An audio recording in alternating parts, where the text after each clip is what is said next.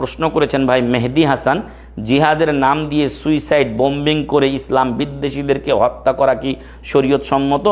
ভাই মেহেদী হাসানকে আমরা বলতে চাই যে এমন কোনো বিষয় যে নিজে নিশ্চিত মারা যাবেন এইভাবে কোনো আক্রমণ রাসূল সাল্লাল্লাহু আলাইহি সাল্লাম পাঠিয়েছেন, সাহাবায়ে কেরাম পাঠিয়েছেন কোনো মুজাহিদদেরকে, সেটা আমার জানা নেই। আল্লাহু আলাম, সেটা আমার জানা নেই।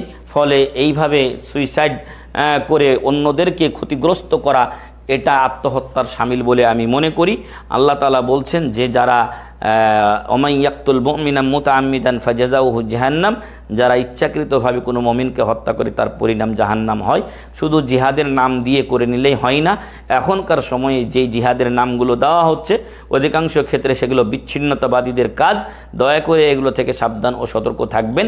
জিহাদ অবশ্যই একটা রাষ্ট্রপ্রধানের নেতৃত্বে হতে হবে। জিহাদের শর্ত শারায়েত আছে, সেগুলো ভালো করে জানবেন, জানার পরে জিহাদে শরিক হবেন।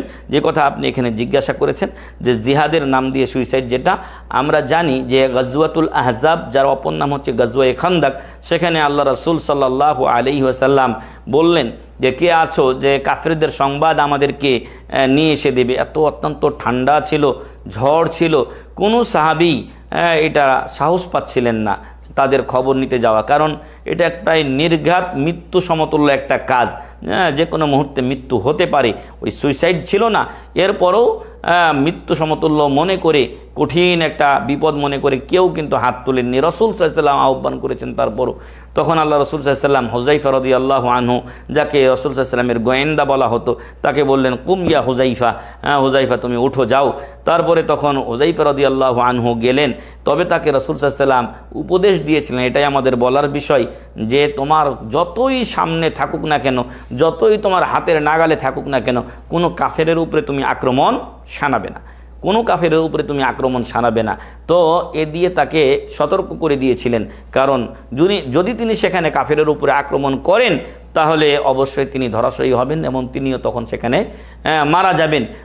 হুযাইফা রাদিয়াল্লাহু আনহু পরে বলেছিলেন যে সেখানে তারা মিটিং করছিল, মিটিংয়ে গিয়ে আমি উপস্থিত হলাম, তো তাদের নেতারা বলছে যে পরস্পরকে যে পাশের লোকটিকে দেখে নাও, মুহাম্মদের গোয়েন্দা এখানে থাকতে পারে।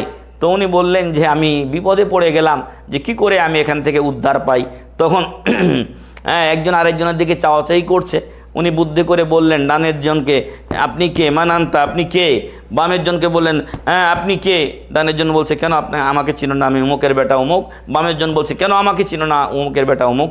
ওনাকে তখন আর কেউ প্রশ্ন করলো না। মধ্যখান থেকে আলহামদুলিল্লাহ উনি বেঁচে গেলেন। তিনি বলছেন যে আমি ফেরার পথে তিনি নাম বলেছেন, আমার নামটা মনে নেই, আমি অমুক অমুককে একেবারে হাতের কাছে পেয়েছিলাম, মারতে উদ্যত হয়েছিলাম, কিন্তু রাসূলের আদেশ শুনলাম, তখন স্মরণ করলাম যতই কাছে পাও না কেন কারো গায়ে হাত দেবে না।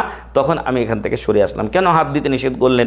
কারণ সেখানে হাত দিলে তার নিজের ক্ষতি হওয়ার সম্ভাবনা রয়েছে, তাই তিনি তাকে হাত দিতে নিষেধ করেছিলেন। তো সম্মানিত দর্শক শ্রোতা, বিশেষ করে আমাদের ভাই মেহেদী হাসানকে বলতে চাই যে সুইসাইডে নিশ্চিত নির্ঘাত মৃত্যু, এটার কোনো প্রমাণ আমি কোরআন হাদিসে পাইনি। হ্যাঁ, মৃত্যুর ঝুঁকি নিয়ে জিহাদ করা হয়েছে, তবে নিশ্চিত মৃত্যু হবে এমনটি আমার জানা নেই যে এইভাবে মানে কোনো সাহাবীকে রাসূল সাল্লাল্লাহু আলাইহি ওয়াসাল্লাম উদ্বুদ্ধ করেছেন যে তুমি বোমা নিয়ে বা এরকম ধরনের অস্ত্র নিয়ে এখানে তুমি যাও, তুমি নিজে মরে যাবা, ওদের 10 জনকে নিয়ে মরবা, এমনটি নাই। তবে হ্যাঁ, যুদ্ধের ময়দান অবশ্যই এখানে জান বাজি রেখে যুদ্ধ করতে হয়, যে কোনো মুহূর্তে শহীদ হতে পারে, সেটা তো থাকেই। কিন্তু এখন যেটা আমাদের প্রশ্নে এসেছে সেটা নির্ঘাত মৃত্যু, আর এরকম কোনো বিষয় সাহাবাদের কাছ থেকে যেহেতু জানা নেই, আমি মনে করি যে এটা ঠিক নয়। আল্লাহু আলাম।